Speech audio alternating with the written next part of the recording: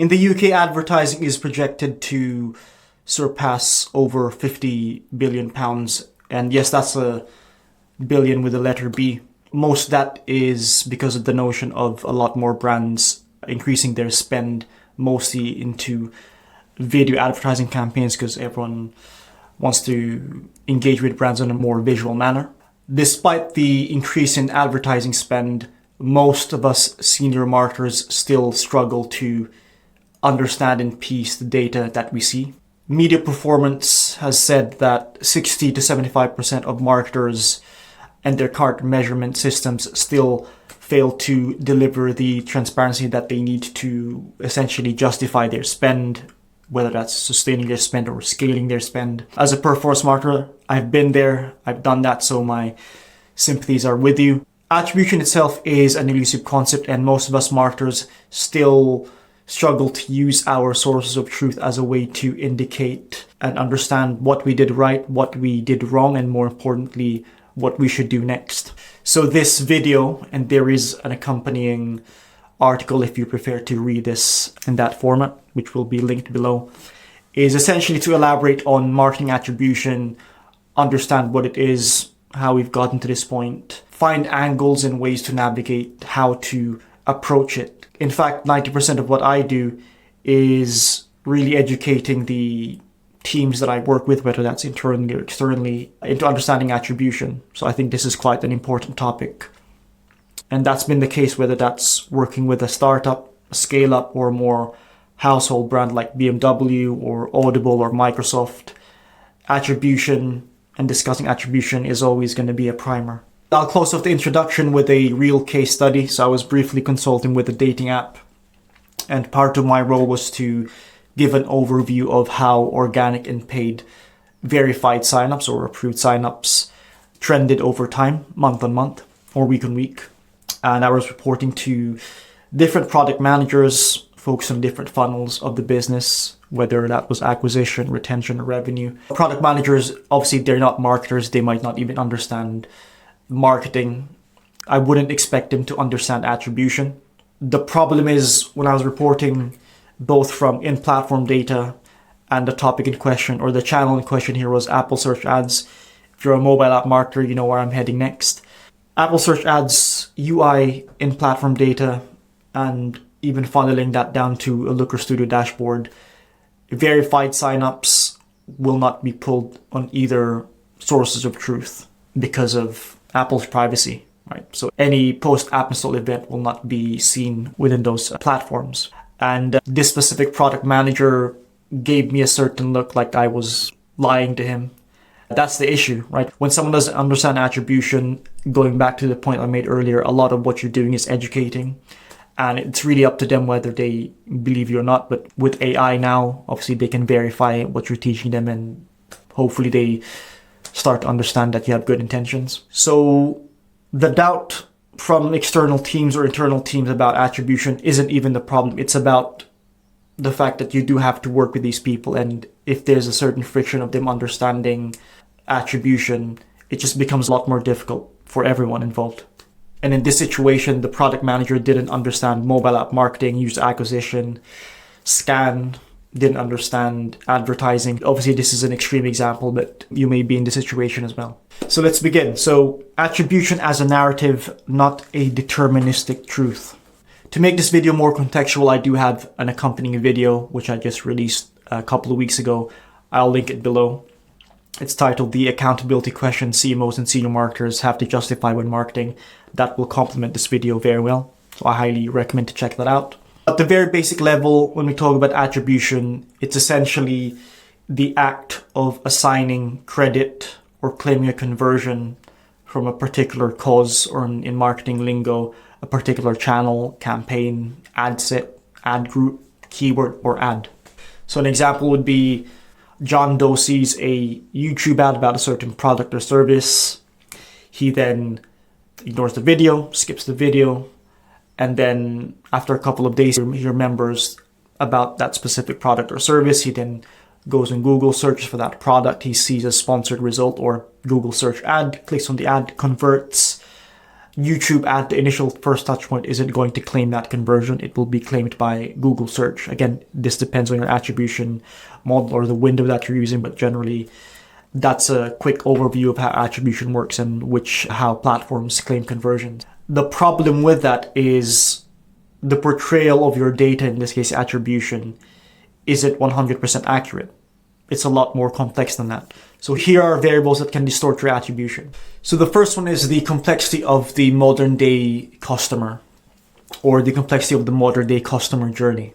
The reality is, from someone going through the discovery phase to the research comparison phase to the intent of buying and then finally buying the product, is an incredibly complex journey. There are multiple touch points, and not all those touch points are something us marketers will be able to view.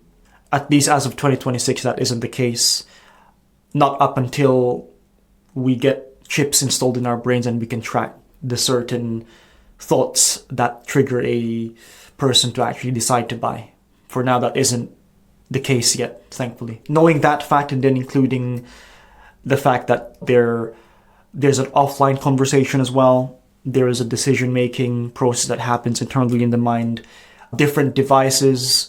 So all these variables start to distort how your attribution essentially works. Another variable is data discrepancy. If there's one thing data is good at, it's being inconsistent and biased, especially depending on the person viewing and trying to understand that data. But data discrepancy is simply you seeing a version of the truth or a view of the data and then seeing it in another platform telling a completely different story. And if you scale that across different channels, different analytics tools, you can see how this can become even more of an issue. Data discrepancy is really dictated internally because most marketers and data science teams don't actually have a methodology into understanding their attribution unless it's their specific hub or specific metrics that they own. But generally, as a whole, when we talk about marketing attribution, 95% of the time, most brands don't have an approach or framework in how to really get closer to the truth. They just tend to accept what they see in platform or in their business intelligence tool of choice. And then if you combine that with everyone's confirmation bias, if you have someone who works under paid search, they're going to overemphasize paid search. Someone working in affiliate marketing, they'll do the same thing. And then if you have an organic content team, they'll find a way to claim credit to. The reality is that every marketer, every stakeholder, every team will have their own dashboard. Like I said earlier, very likely your paid media team will look into in-platform data, and then maybe your more senior marketers will look into business intelligence tool, Looker Studio, Microsoft BI, Tableau, and then your product or data teams might have their own custom-built dashboard, right? So if everyone's viewing a different source of the truth, you have different narratives for how they analyze the data. Again, it goes back to distorting our view of attribution. So ideally, the dream would be that we marketers have a single source of truth, but that's only a dream. That won't happen ever because, like I said earlier, a big factor into attribution is that a lot of the decision making happens internally. Right? It's not just device touch points, it's not just online, offline variables. It's not just the attribution model, windows and types, which we'll talk about later on as well. And basically the conclusion is attribution and data, again, this is mentioned in my previous video, is just a narrative. It directs you, but it shouldn't be seen as the 100% deterministic truth. So on a more technical level, a methodology you can do if you do have the resource to do it is the ideal situation. You have a data warehouse like Snowflake or BigQuery, and you're somehow able to connect your different sources of truth or different marketing channels and have a unifying ID for specific conversions. And then you can obviously organize that and put that into a business intelligence tool. So it's not a perfect way of doing it, but it's at least a lot closer into synergizing the different channels, making your attribution slightly more accurate and slightly more qualified versus relying on just the platform that you're using. Another reason why your view of attribution becomes distorted is because of privacy changes, and this is definitely much more so relevant in the past couple of years, mainly driven by the EU, where user privacy is more of a priority as opposed to somewhere like Asia or the Middle East. But I'll read through some of these at the very top level. So the deprecation of third-party cookies, more so in Safari and Firefox. And then on the Google side, they've obviously officially retired the privacy sandbox approach that they were going with. Google wants to focus more on user autonomy and user choice. So hence, if you are using Google Tag Manager or server-side through Google Tag Manager, you want to sequence your pixels and your tags firing where they only fire if the user accepts the cookies.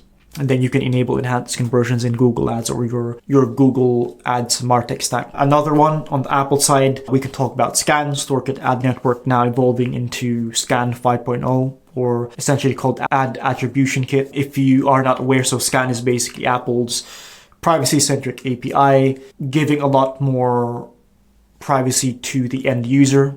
So you'll see that usually as a prompt when you install a new app. If you install a new app on an iOS device, you get a prompt called ATT, App Tracking Transparency. And then you have two options whether you can either allow or not allow the app to track you. And if you click not allow, which I think as of 2026, that's about 70 to 80% of users actually don't allow to be tracked, which makes a lot of sense. Your IDFA, or identification for advertisers, gets blocked, so that doesn't get passed on to whichever platform you're using, where it should be able to show you post-app install events. Essentially, SCAN is capping the signals that you get, capping the attribution that you're able to view. So another one is incorrect pixel or server-side tracking, and this is the case time and time again.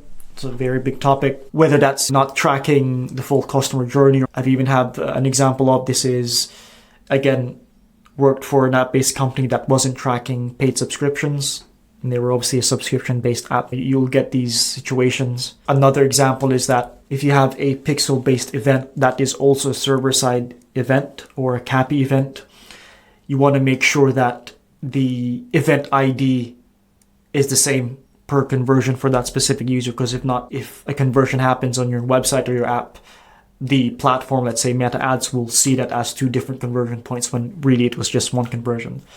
I know I'm getting really technical, but it's just good to know these things and to upskill in understanding how attribution works, which is, I would say, probably the biggest topic in marketing. So it's worth understanding some of these elements, even if it's really technical. And then finally, delays in reporting. Every single platform has their own attribution type, model, and window into ingesting the data. So you might see data from one platform versus another, and because of the delay, let's say with Google Analytics 4, there's usually a 24 to 48 hour delay before you see your key events numbers or the portrayal of the numbers, whereas your business intelligence tool ingesting from a database might view that data within hours. So the final variable we have to talk about when it comes to attribution and how our view becomes distorted is because of data quality. And obviously, if the quality of your data is incorrect, that can be detrimental to your understanding of the data, into your strategy and your approach. Low quality data can really mess up your forecasts, the way you report on data, your decision making. It can even affect other teams and their mentality and approach to their specific hub.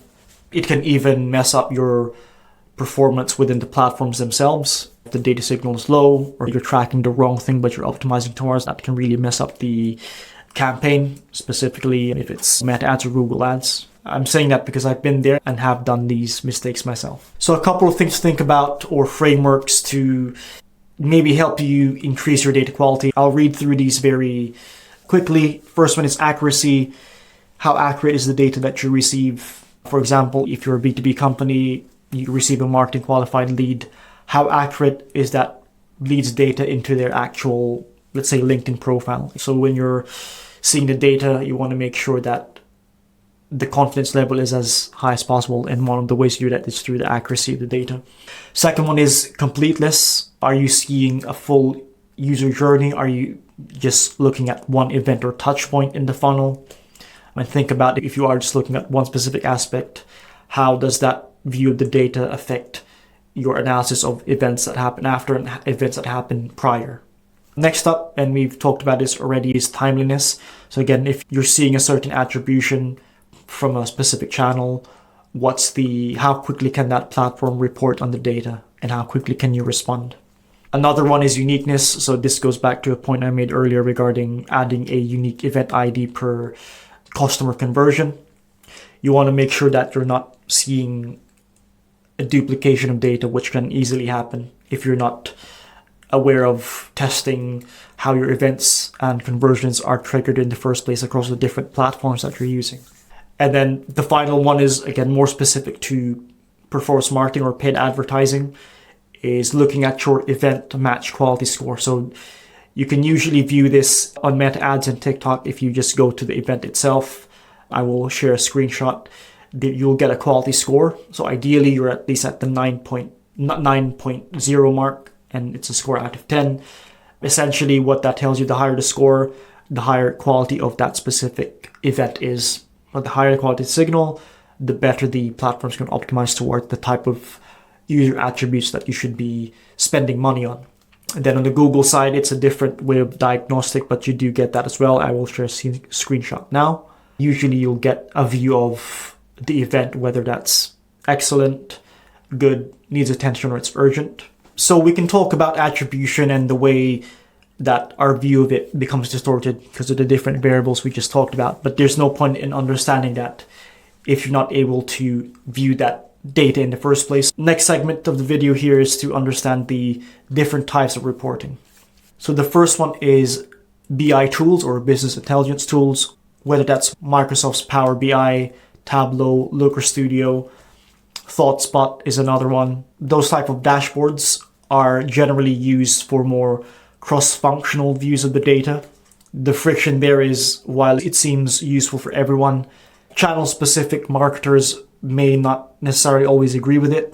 And for me as a performance marketer, for example, I would generally look at in-platform data, let's say in Google Ads, and then I would try to see what's happening within a BI tool. And obviously it's always going to be discrepant. Again, we'll talk about attribution models, types, windows later on. But generally speaking, it's a more centralized view of the data. Senior stakeholders tend to look at BI tools much more than in-platform anyway. The second type of reporting is platform or ad network specific. So this is simply the channel that you're looking at and its portrayal of the data. So this is really useful, obviously, if you want to optimize your campaign. Again, zooming back into Meta ads, for example, let's say you want to readjust budgets or switch off specific underperforming creatives. It's much easier to do that when you see the data immediately from the platform. And sometimes it's even a struggle to push that out into external dashboards. The point is having a sense of flexibility into the dashboards. On the product analytics side, you might use a tool like Amplitude or Mixpanel. Again, they're going to have a different view of the data. But basically, the data is directly, natively from the environment that you're deploying the marketing campaign in. Finally, third-party dashboards or custom-made dashboards. So a couple of these platforms could be Funnel.io, SegmentStream, Triple Whale, or Fosfa. They're not necessarily business intelligence tools, but they have features where you can get a view of the data. The next segment of the video is different attribution types, models, and windows, and let's briefly go over what some of those are. Starting with attribution model. So this is basically a mathematical way of a platform assigning a value or claiming credit for a specific conversion during a specific touch point in the customer's journey. So one is single touch. So this could be first click, or last non-direct click, which is the click prior to the last click. The next one is multi-touch, which you'll hear about more often. So this is linear base, time decayed, U-shaped.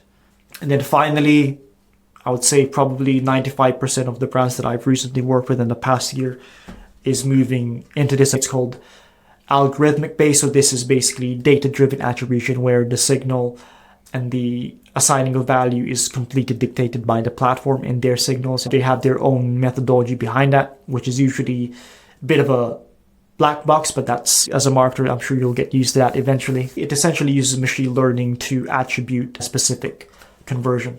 So the next is attribution types, or another term for this is attribution methodology. There's two variables to think about here, and basically attribution types is really the technology behind how the attribution is claimed or the attribution is portrayed. So the first one is deterministic. So this relies on a verified one-to-one match using persistent identifiers like hashed email, CRM IDs, or device IDs. In advertising, obviously it's called IDFA. This kind of relates to the whole event match quality concept that I spoke about earlier in the video. And then the second attribution type is probabilistic.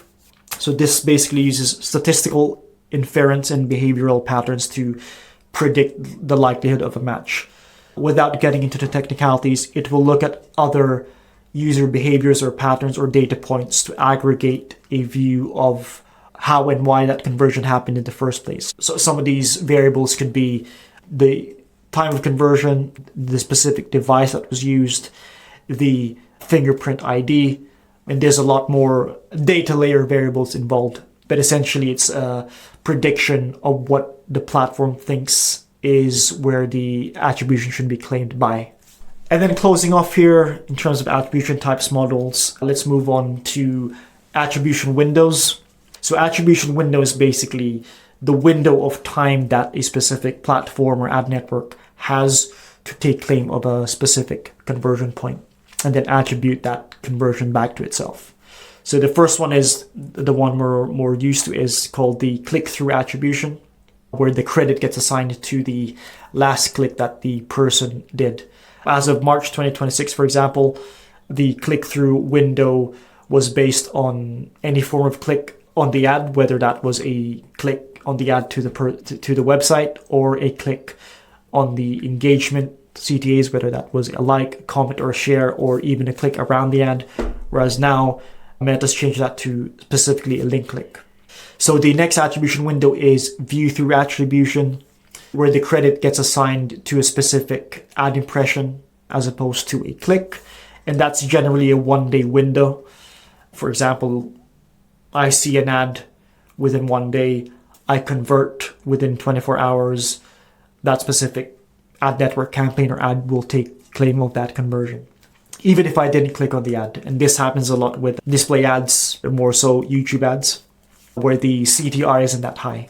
So the last attribution window to talk about is actually newer. It's called engage through attribution, or ETA. So again, this is a new category starting to roll out in 2026, where a lot of these social platforms, whether it's Meta, TikTok, or YouTube, will actually take into account the interactions that have happened prior to the click, whether that's a comment on a specific video, a share, a save, or a person watching the video for at least 5 seconds. It's essentially an engagement through your social media ad without the person actually clicking on the ad. So quite similar to a view through, but just more on the engagement aspect. So it's just a different terminology, really. So now we've talked about the many different elements of attribution, whether that's knowing that it's a narrative, not a deterministic truth, the different attribution types, models, different sources of truth, or even the complexity of the modern day customer. All of that knowledge will essentially be useless if we're not able to communicate that to the people that we do work with.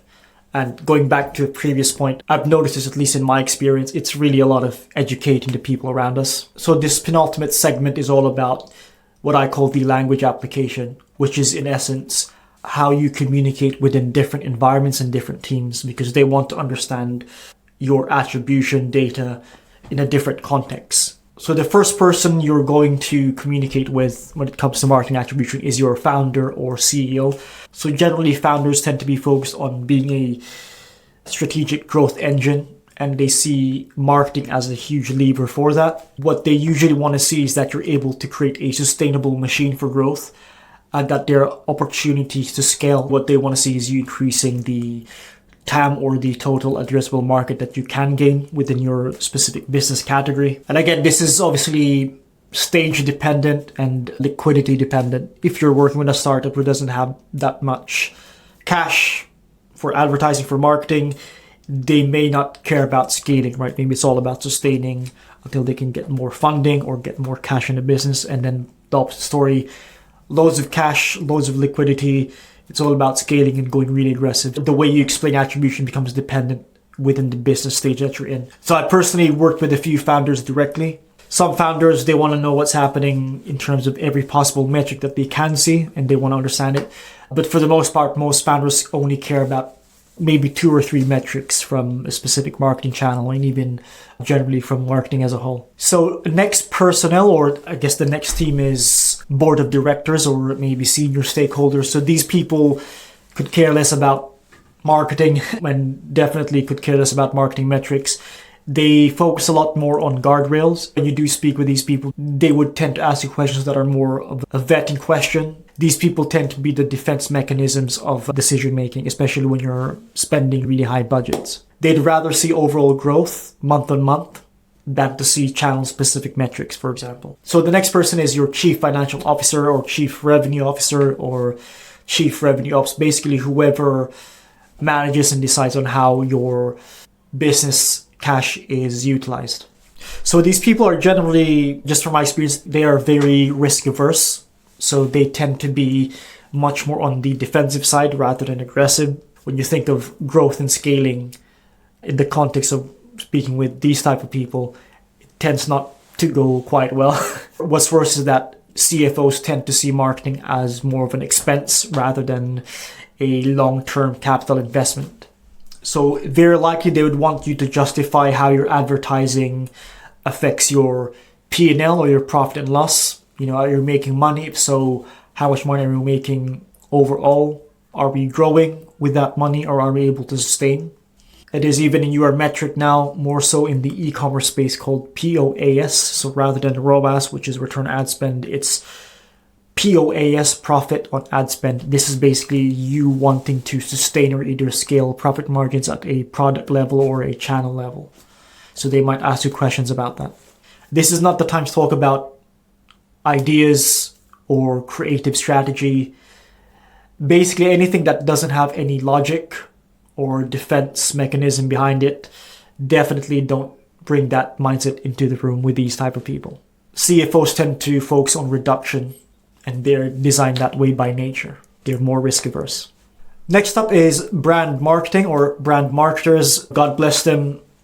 They're really in a tough spot, right? A lot of them are having to transition almost into thinking like a performance marketer, much more focused on metrics.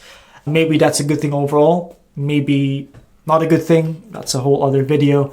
Generally, these people, they tend to want to push certain campaigns or agendas. Maybe there's a specific messaging. Maybe there's a seasonality aspect to the campaigns that they want to launch. And brand marketers, from my experience, they tend to be quite desperate for any form of metric, anything tangible that can basically justify their brand campaigns, right? So maybe not so much on the acquisition-based metrics. I'll read through some of the metrics that they would probably find value in.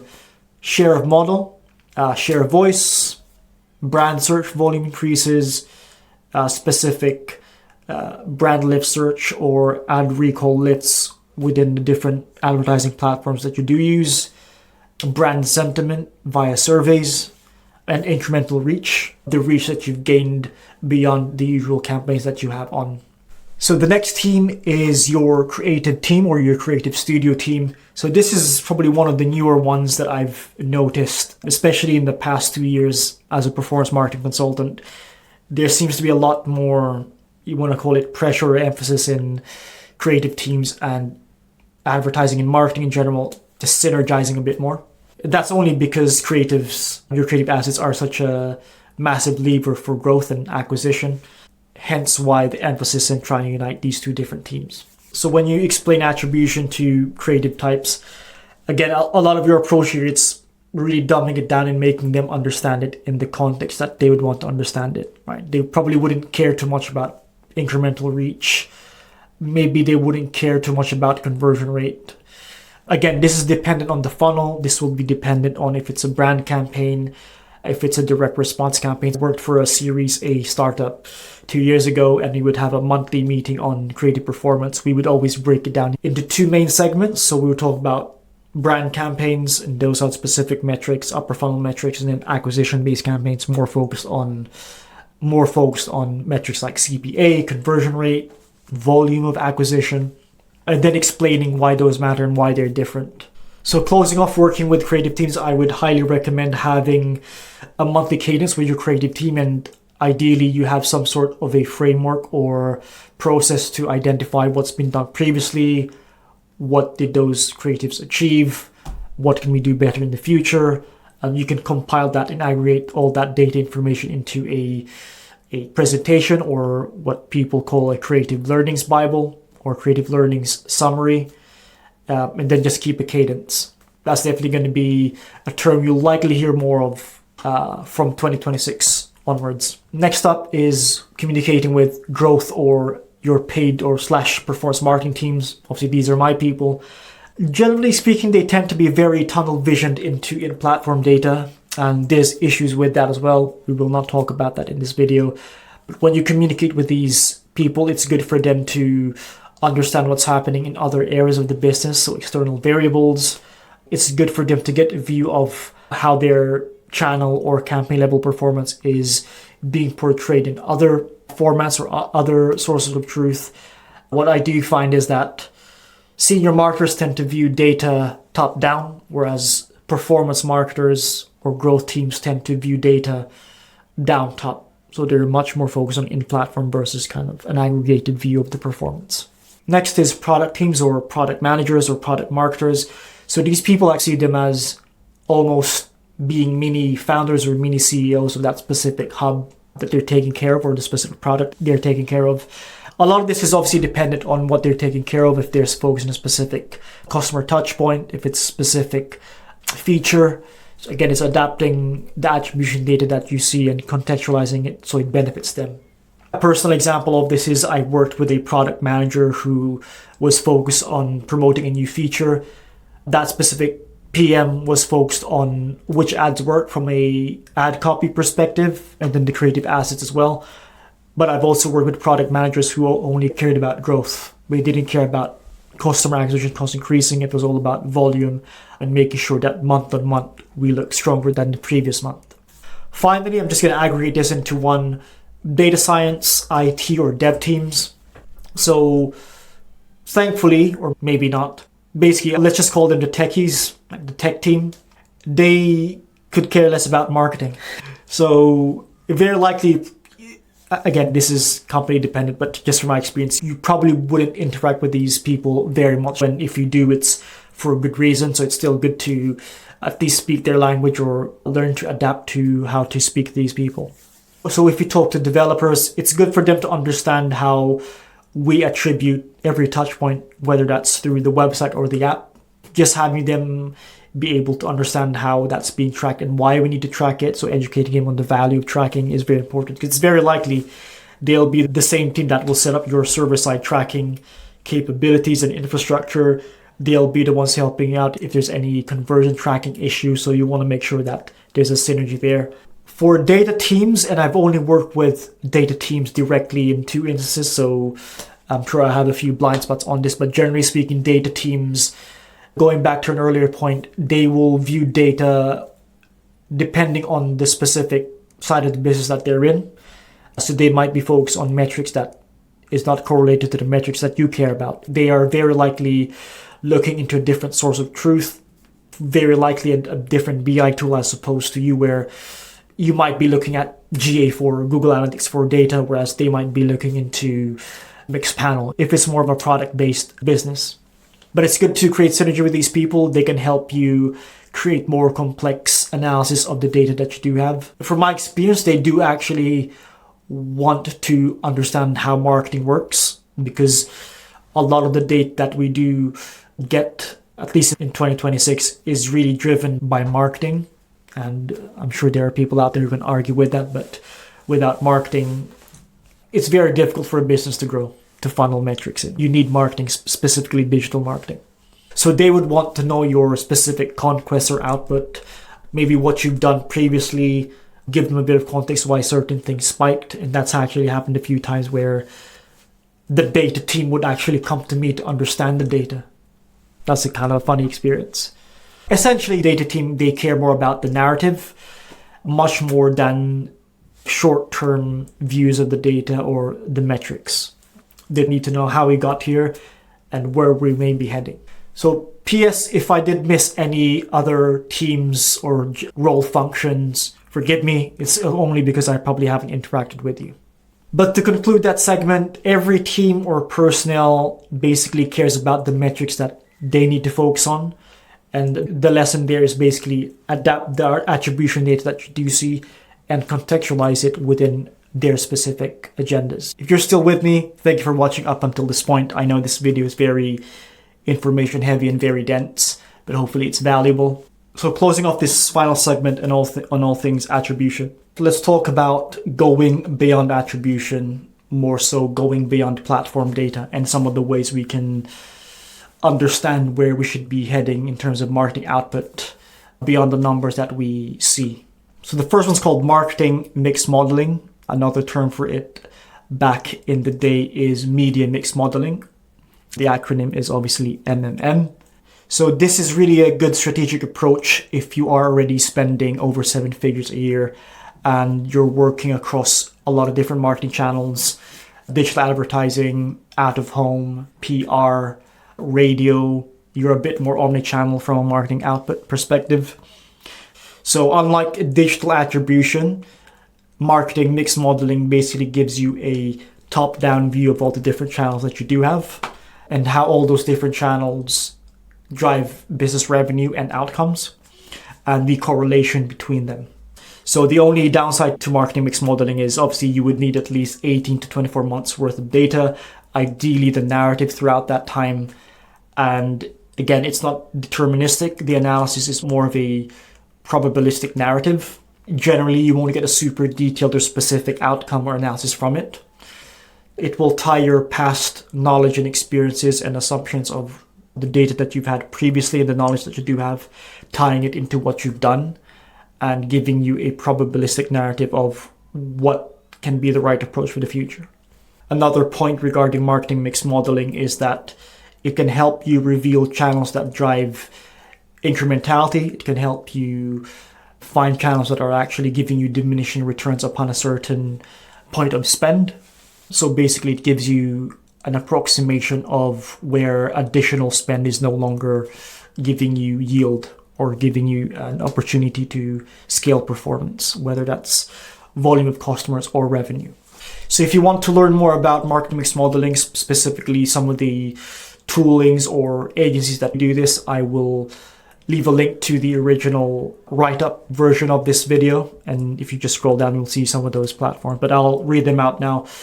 Triple Whale, Salesforce, Cometly, Recast, LifeSite, Segment Stream, Google Meridian, MetaRobin, Adobe's Mix Modeler, Surcat. I'm sure there's a lot more, but those are the ones that I've taken a look at. So the next thing we're going to talk about is incrementality or lift testing. This became a bit more prominent because of Meta. As of last year, April 2025, they did release the ability for you to view your campaign and ad sets, supposedly incremental conversions, which is basically a practical way of analyzing data beyond in-platform analytics, taking a look at the causality, i.e. did this specific campaign or ad actually drive the sale or would it have happened anyway? That's the difference between seeing conversion and the newer incremental conversion view that you see in Meta ads.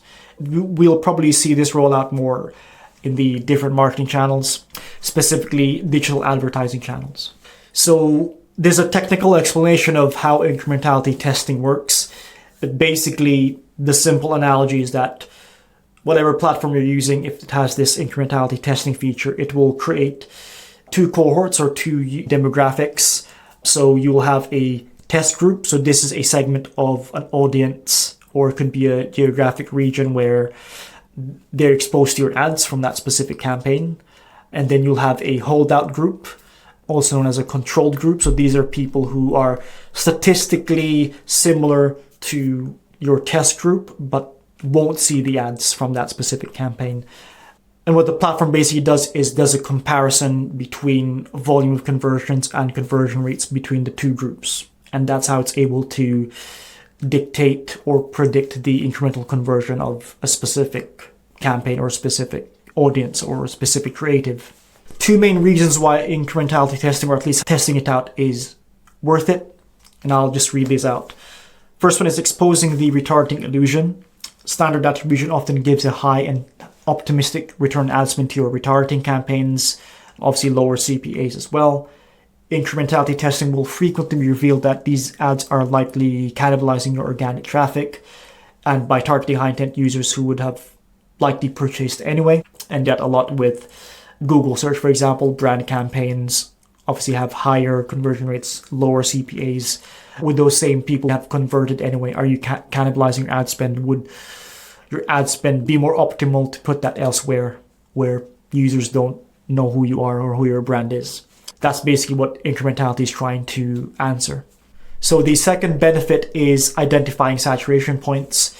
So these type of tests can help you build a saturation curve, basically showing you exactly where the next pound or dollar spent yields a diminishing return. So very similar to what a marketing mix modeling analysis would do. So this prevents the common error of scaling high-performing campaigns into a zone where its marginal return ad spend falls below your baselines. So if you do want to do incrementality testing, I'll just talk about my experience as a performance marketer, starting with meta ads.